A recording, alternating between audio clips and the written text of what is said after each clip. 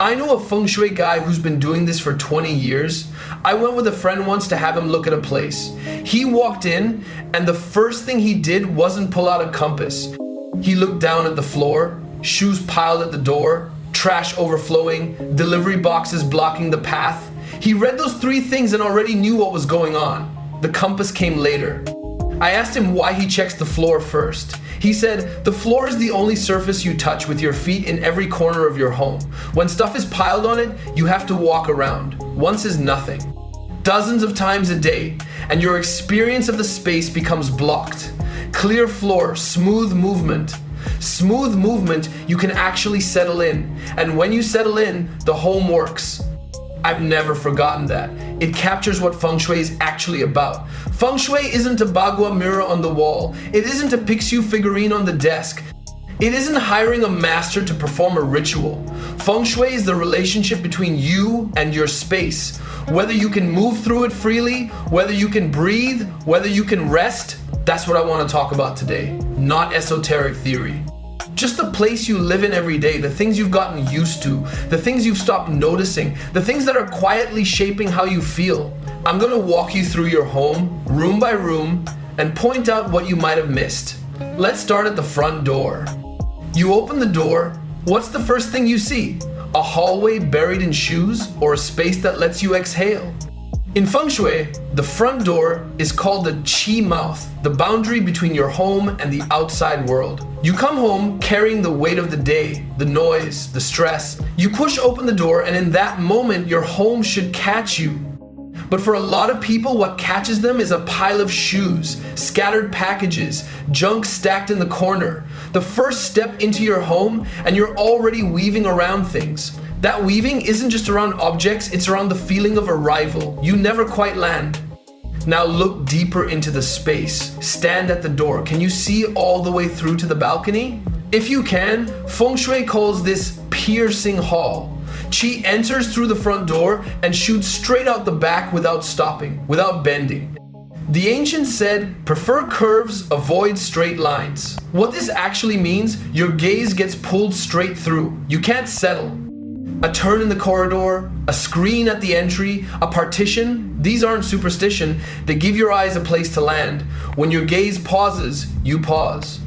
Try putting something between the door and the far window, a tall plant, a semi-transparent bookshelf, a curtain. Don't block the path, just make the view bend.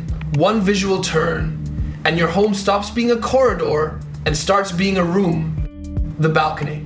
In a city apartment, the balcony is the only semi-outdoor space you have, the only place sunlight hits directly, wind moves freely, you can see the sky. In traditional Feng Shui, the balcony functions as a yang gathering point, a key channel where the home exchanges air and light with the outside world. But most balconies are buried under old boxes, drying racks, abandoned exercise gear. Block it and the whole apartment suffocates. Not in some mystical Qi can't enter way. In the way you can feel the moment you walk in, air not moving, light blocked, your view filled with junk instead of sky. Clear just 1 square meter. Put down a chair. Add a plant. That one spot becomes a place where you can breathe. The first patch of sky you see when you come home shouldn't be hidden behind junk. Now you're in the living room. Sit on your sofa. Look to your left. Look to your right. What's on each side? A tall cabinet on one side, an empty wall on the other. Your body will unconsciously lean toward the heavier side. Feng Shui talks about green dragon left, white tiger right. Traditionally, balanced left and right creates mental stability. In plain English, when you sit in a lopsided room, your brain runs a continuous leveling program in the background. You might not notice it, but it's draining you. Matching lamps on nightstands, side tables flanking the sofa. They don't have to be identical, but the visual weight should be close. I added a floor lamp on the left to match the bookcase on the right. My body straightened up on its own. The lights in your living room.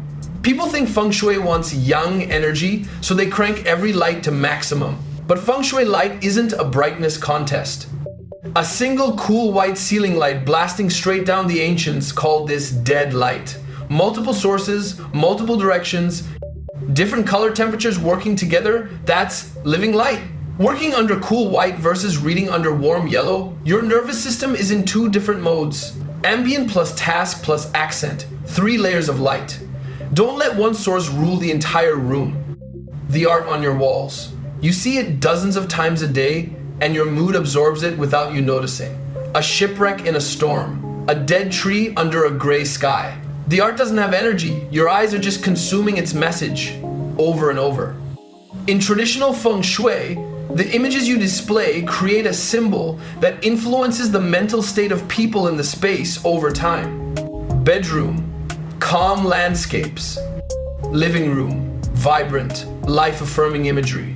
Avoid isolation, decay, conflict, not because they're unlucky, but because your brain processes them every single day. The kitchen. Ever lived in a place where the kitchen and bathroom share a wall? Feng Shui calls this fire-water clash. Kitchen is fire, bathroom is water. It might sound like elemental mysticism, but think about it differently. One side is where you prepare food. The other is where waste goes. When they share a wall, smells travel, moisture travels. The ancients didn't have germ theory, but they nailed it with 4 words. The fix is simple. Bathroom door stays closed, exhaust fan stays on. If possible, put something between the 2 spaces, even just a curtain. You don't want to smell the bathroom while you're cooking. That's not a Feng Shui rule. That's just reasonable. If you're renovating and someone's pushing you toward an open plan kitchen, go eat at a friend's place who has one. Not visit, eat. Have them cook 2 dishes. Sit on the sofa while they're cooking. Cooking fumes drift over. The range hood roars. The clang of the wok drowns out the TV. After dinner, your friend starts wiping down the stove, the floor, the coffee table in the living room because oil splattered everywhere. Traditional Feng Shui doesn't favor open kitchens, and it's not because an exposed stove leaks wealth, it's because the kitchen is the source of fire, smoke, oil, smell, and noise. Merge that source with the living room, and the living room stops being a living room. If you really love the open feel, put in a glass partition, sightlines stay open, smells stay where they belong. The bathroom door. Every time before friends come over, I do one thing. Close the bathroom door, put the toilet lid down. It's not about being a clean freak. It's that when you're sitting on the sofa and you can see the toilet from the corner of your eye, no matter how nice your decor is, that image instantly ruins it. Feng Shui has a very basic rule. Bathroom door closed, toilet lid down. Traditionally, the bathroom is considered a place of waste and turbid qi that needs to be concealed.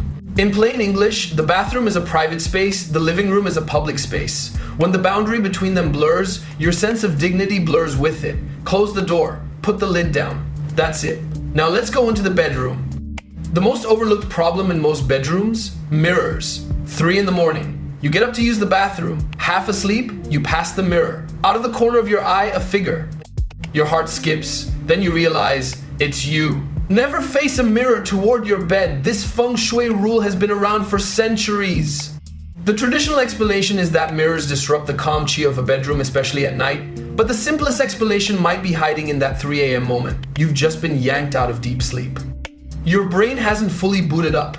A mirror in the dark creates the illusion of an other. Nothing supernatural. Just your brain making a small error while half awake. But that small error is enough to spike your heart rate, jolt you fully conscious, and leave you staring at the ceiling. Closet mirror doors, vanity mirrors, turn them away, or cover them with a cloth at night. The last thing your bedroom needs is a surface that reflects a moving figure in the dark. How you place your bed. I've moved 5 times. Every time I look at a place, if the bedroom only fits the bed under a window, I'm basically out. Try it and you'll know. Cold drafts in winter, blinding light at 5 a.m. in summer, rain drumming on the glass right above you. Temperature, light, and noise, the 3 things that destroy sleep, all concentrated at your head. Traditional Feng Shui says the headboard should be against a solid wall, that you need a backing mountain behind you. It might sound mystical, but translate it. The spot where you sleep shouldn't be the coldest, brightest, loudest spot in the room. A solid wall provides a stable thermal boundary, reduces drafts, blocks some noise, and gives you that primal sense of having something solid behind you. If your room is too small and the bed has to go under the window, thick curtains, weather stripping, and a headboard can help. No demolition required. The air conditioner. Feng Shui has a concept called wind sha, Not just any wind, but cutting wind that rushes at doors and windows and disrupts the calm flow of qi. The ancients didn't have air conditioning, but they had a saying: avoid wind like you avoid arrows. Try sleeping with your AC vent pointed at your head. Next morning, dry throat, headache, stiff shoulders, constant wind on your body's constantly responding, moisture stripped from your skin, muscles slightly tense to keep warm. You're asleep, but your body isn't. It's wrestling that breeze all night. The fix is stupidly simple. Angle the vent upward so cool air drifts down from the ceiling. Move your bed half a meter out of the direct line, point a fan at the wall, let the air bounce back. The ceiling. My grandmother's old house had a thick beam across the bedroom ceiling, right above the bed. When I slept over as a kid, I'd lie there staring at it, convinced it was going to fall. Later I learned Feng Shui calls this beam pressure. In traditional Feng Shui, an overhead beam is considered a type of form sha, a protruding structure above you that's believed to create a sense of oppression, affecting mental state. The first thing you see every morning does affect how you feel when you get up. A heavy beam looming overhead, your posture tightens, your spatial perception shrinks. That sense of pressure isn't mystical. It's a real visual experience, the same way you unconsciously hunch your shoulders in a room with a very low ceiling. If you can't change the structure, wrap the beam with a drop ceiling panel. Soften the right angle with a curved transition, or use lighting to pull the eye away. Get that beam out of your first glance every morning. The nightstand. Last night in bed, I looked at my nightstand. On it, a half-empty water glass, charging cables in a knot, a book I started 3 days ago, used tissues, eye drops, lip balm. I stared at this pile for 10 seconds. Then I realized this is the last thing I see every night before sleep, and the first thing I see every morning, a pile of unfinished business. Feng Shui says the bedside should be clear. Traditionally, the nightstand is the closest space to you during sleep, and clutter there disturbs your peace.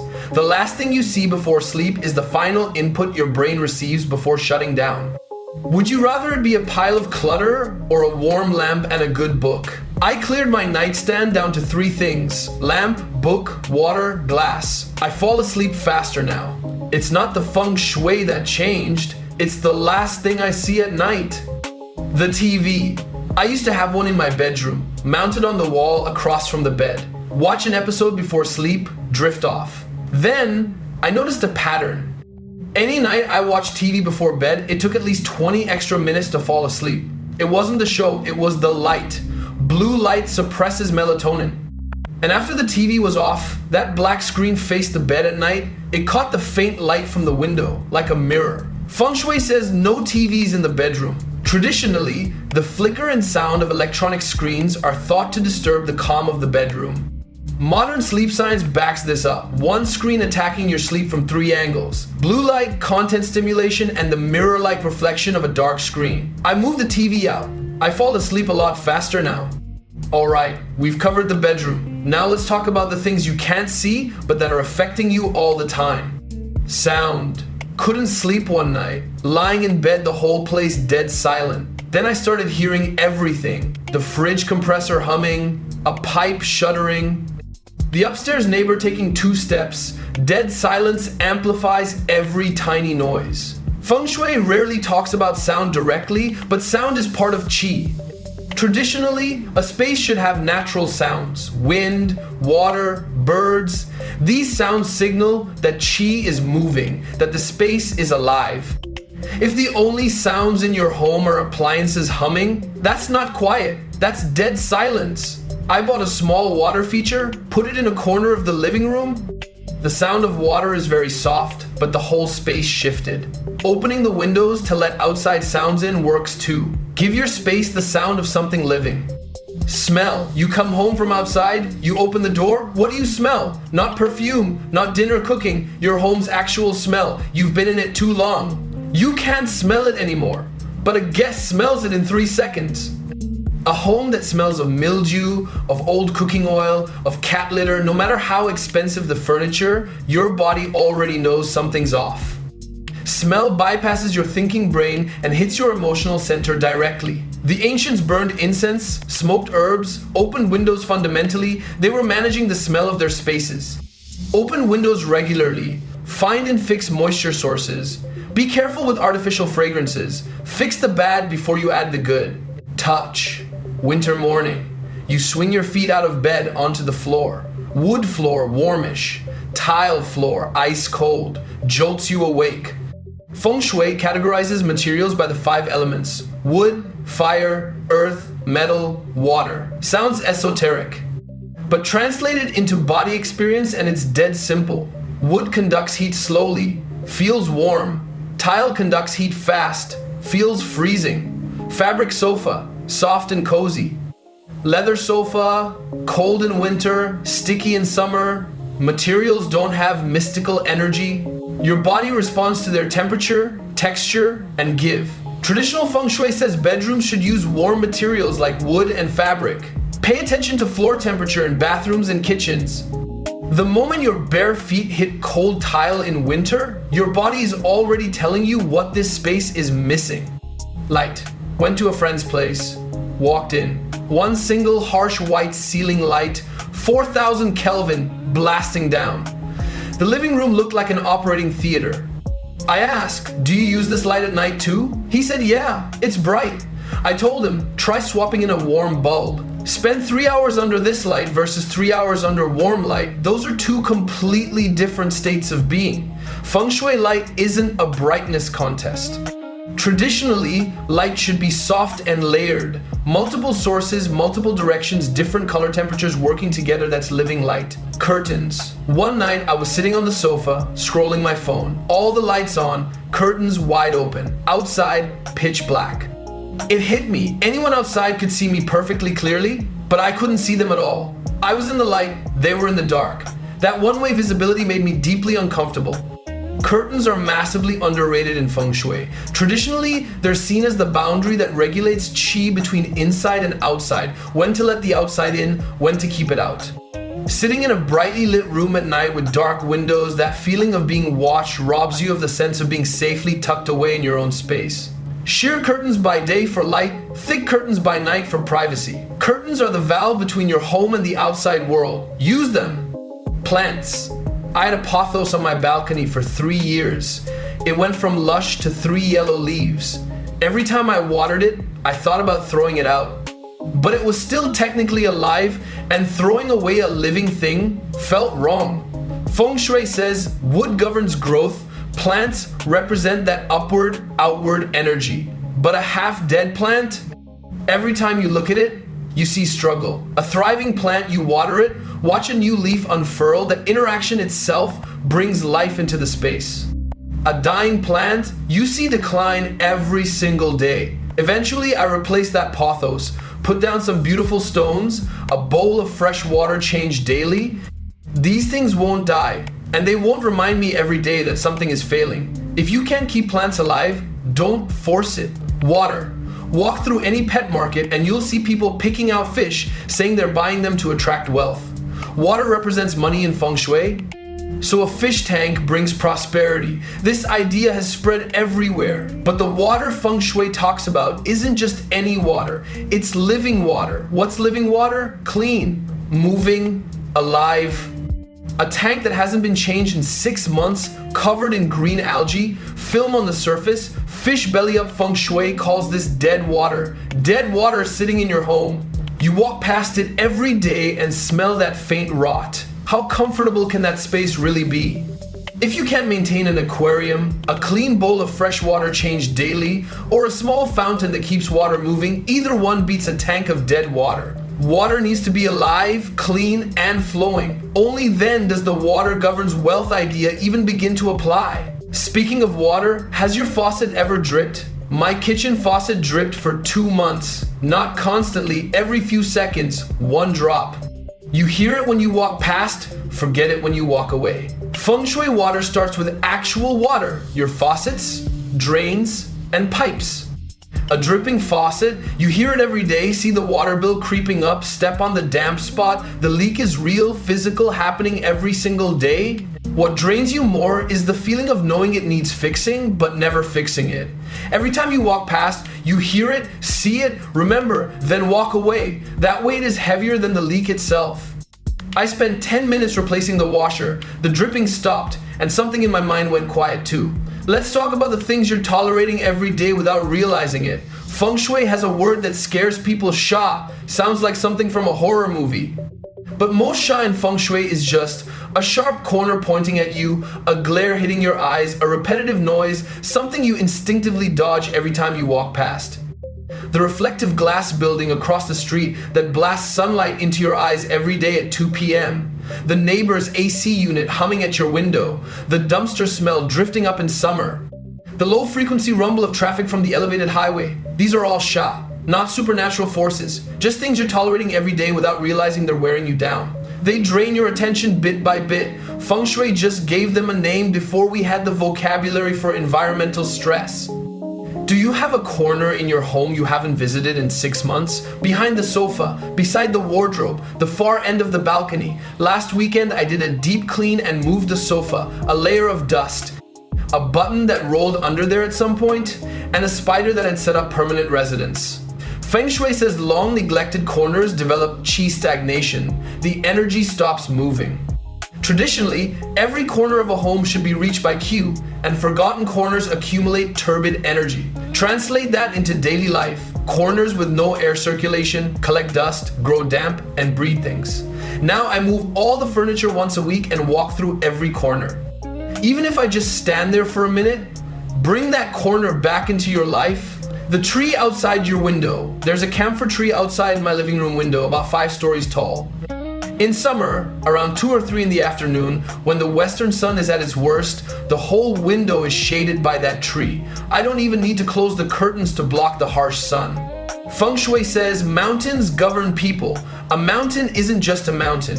A tall building is a mountain, and a large tree is a mountain. Traditionally, a mountain-like barrier behind or in front of a home provides shelter and stability.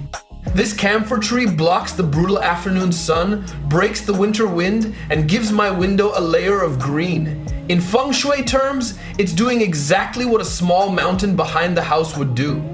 It's not about height.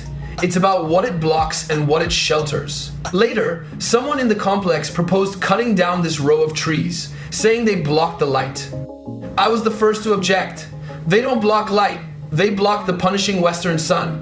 Treasure the trees outside your window. They're blocking more than you realize. Speaking of direction, if you've ever seen a Feng Shui compass, it's covered in dense markings. One set of markings is called the 24 mountains, dividing 360 degrees into 24 segments of 15 degrees each.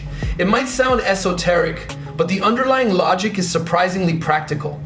The ancients used these 24 positions to precisely mark directions, and these directions are closely tied to the sun's path throughout the year. Where the sun comes up on the winter solstice, where it goes down on the summer solstice, all mappable to these 24 positions.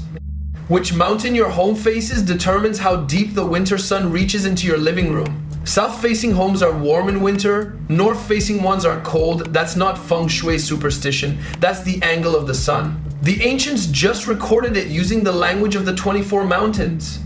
Now let's talk about things the ancients never had to deal with. Your phone? Unlock my phone on the subway. Red badges everywhere. WeChat 99 plus. Email 38. 3 apps need updating. 2 games pushing notifications. It hit me the ancients never had phones, so Feng Shui texts never mentioned screens. But apply Feng Shui principles to your digital space. Your phone's home screen is the digital entryway. You open dozens of times a day. What's the first thing you see? A chaos of unread badges or something that actually calms you? Traditional Feng Shui says the bright hall should be clear. The space in front of the home should be open and tidy. Borrowing that idea, your phone's home screen is your digital bright hall. Try disabling non-essential notifications. Organize your icons. Choose a calming wallpaper that actually calms you. I tried this myself a few months back. Took me about 20 minutes. Disabled notifications for everything except direct messages from real humans. Grouped apps into folders. Replaced my chaotic wallpaper with a single photo of fog over a lake. The difference was immediate. Every time I unlocked the phone, the first thing I saw wasn't a wall of demands. It was a quiet image that asked nothing of me. My morning routine got smoother. My evening wind down got easier. My phone had become a digital entryway that actually let me arrive somewhere calm, instead of dragging the noise of the world into my pocket. Every time you unlock your phone, that screen full of red badges is like a front door buried in delivery boxes. Your attention gets scattered before you even start. Your desk. I've worked from home for 3 years. The first year, my desk faced away from the door. You know what happens? Every time my wife walks past, I turn around. Delivery knock, I turn around. Cat pushes the door open, I turn around. Dozens of times a day. Deep work doesn't exist. Your attention gets chopped into fragments. Feng Shui says never sit with your back to the door. Traditionally, the space behind you is your mountain position. Back to the door means no support behind you.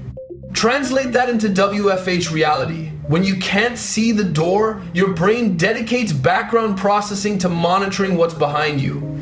Angle your desk so the door is in your peripheral vision. Stop turning around, deep work comes back. Your office chair.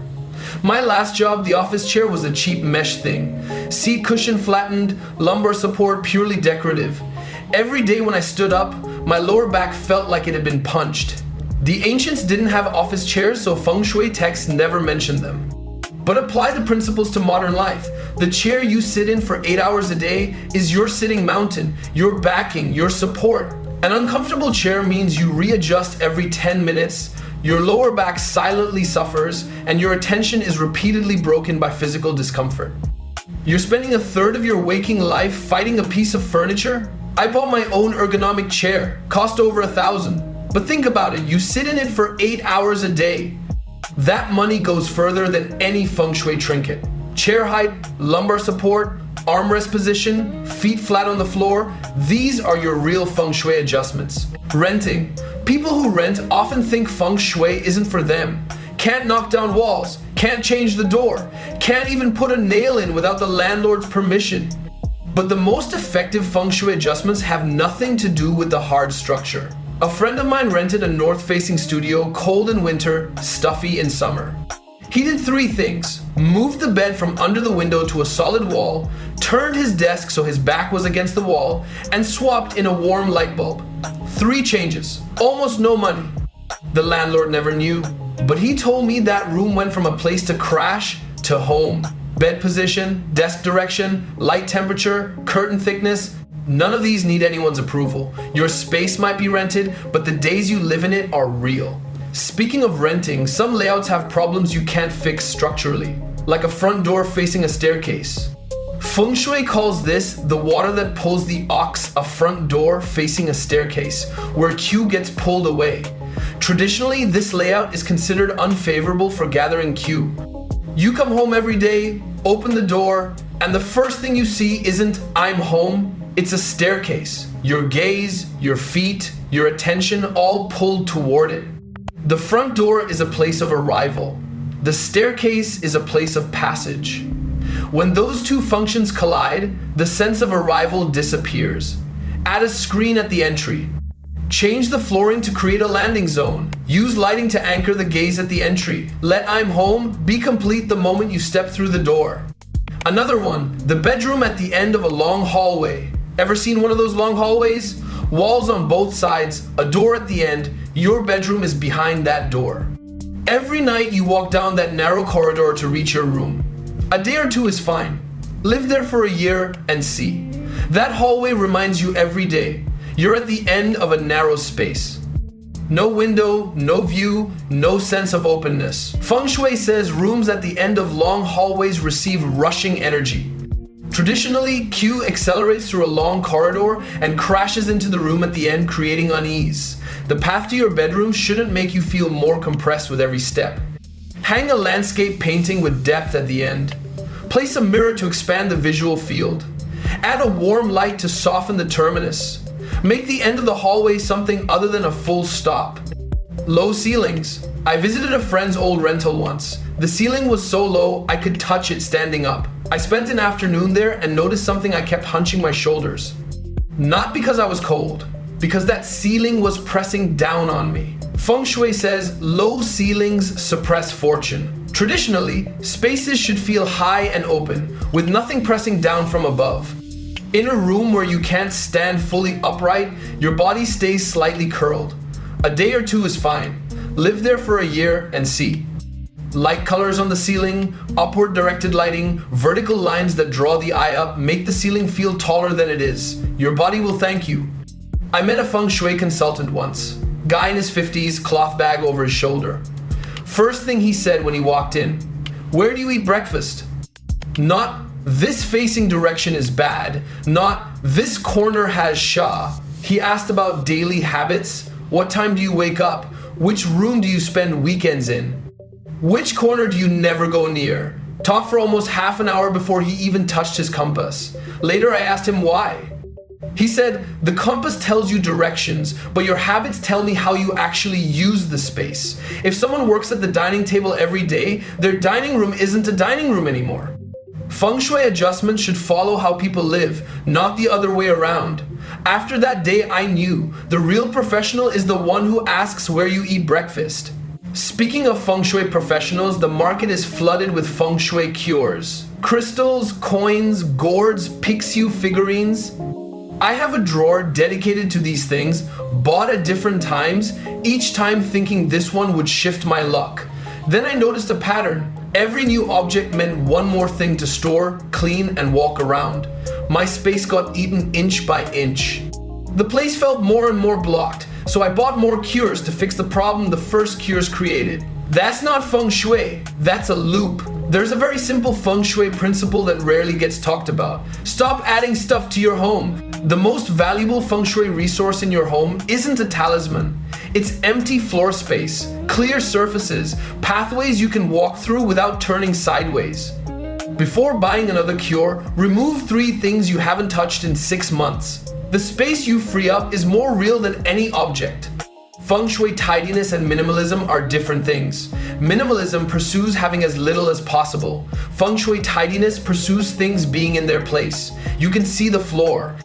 The desk has some empty space. You don't have to walk sideways through the hallway. That's enough. Clear and empty aren't the same. Clear means ordered.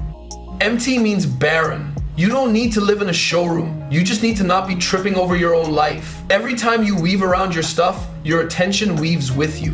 Put things back where they belong. You don't have to throw them away. This habit does more than any lucky charm ever could. Last month it got warm. I rolled up the heavy winter rug, stuffed it in the closet, swapped the thick curtains for light ones. When I was done, I stood in the middle of the living room. The whole space felt lighter. Then it hit me, this is exactly what Feng Shui calls seasonal adjustment. People treat Feng Shui like a one and done renovation decision. But one of traditional Feng Shui's core concepts is temporal change. Your space should move with time. Spring and summer, ventilate, let light in. Autumn and winter, gather, insulate, keep warmth. You already put away heavy rugs in summer and bring out blankets in winter. The ancients just systematized what you already do. Your home should adapt like your wardrobe, a seasonal refresh. No major overhauls, just a few small moves as the seasons turn. Take last winter, for example. I moved my reading chair from the corner of the room to right next to the radiator. Same chair, same room, completely different experience. I spent hours there reading without feeling the chill seeping in. Spring came, I moved the chair back. Summer rolled in, I pulled out the small fan I'd stored in the closet. The ancients didn't have radiators, but they understood the principle. A space that breathes with the seasons is a space that feels alive. You already rotate your wardrobe every 3 months. Rotate your space the same way. The space responds. One last thing. A friend of mine learned some Feng Shui and ended up more anxious about his home than before. Afraid to place a mirror, scared of certain colors, hesitant to move furniture, walking around every day thinking, is this corner bad Feng Shui? I told him, if Feng Shui makes you more tense in your own home, the Feng Shui has already failed. The highest level of traditional Feng Shui isn't following rules. It's not having to think about them. A well-tuned space feels right the moment you walk in. You don't need to check for violations or count your cures. Good Feng Shui is invisible. It works best when you don't notice it. Make your adjustments, then let go. Trust your gut. Feeling at ease matters more than anything. If one day you completely forget about Feng Shui, but every time you come home you feel at peace your Feng Shui is working, that old Feng Shui guy I know told me something I've never forgotten. He said, Clear floor, smooth movement. Smooth movement, you can actually settle in. And when you settle in, the home works. Feng Shui, at the end of the day, is about being able to settle into your own home. Not the rules, not the cures, not the talismans, not the perfect mirror placement, not the ideal compass reading. Just this, the quiet feeling when you walk through your front door that you're home, that you can breathe, that you can rest, that the space isn't working against you but with you. That's the whole thing. That's Feng Shui.